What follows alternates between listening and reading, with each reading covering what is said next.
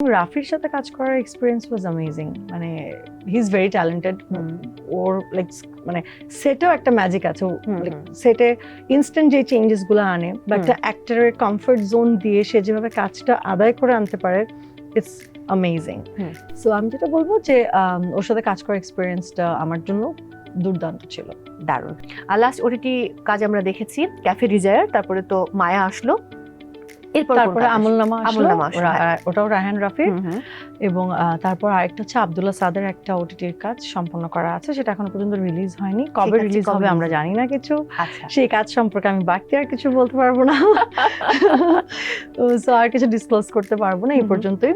ওটিটির কাজ করতে আপনার কেমন লেগেছে? অ্যাজ অ্যান আর্টিস্ট আমি বলবো যে সেই জায়গাটাতে কিছুটা হলেও স্যাটিসফ্যাকশন না পাওয়া গেল, ওটার কাছাকাছি কিছুটা হলেও যাওয়া যায় কেন, কারণ অনেকটা সময় আমরা পাই ওটিটির কাজের আগে প্রিপারেশন নেওয়ার জন্য, বাজেটটা বড় থাকে, হয়তো ডিরেক্টরও সেই ফ্রিডমটা দিতে পারে এবং প্রতিটা সিন ওভাবে ধরে করা হয়, আলাদা কস্টিউম ডিজাইনার থাকে এবং আমরা অনেক স্ক্রিপ্ট রিডিং করি।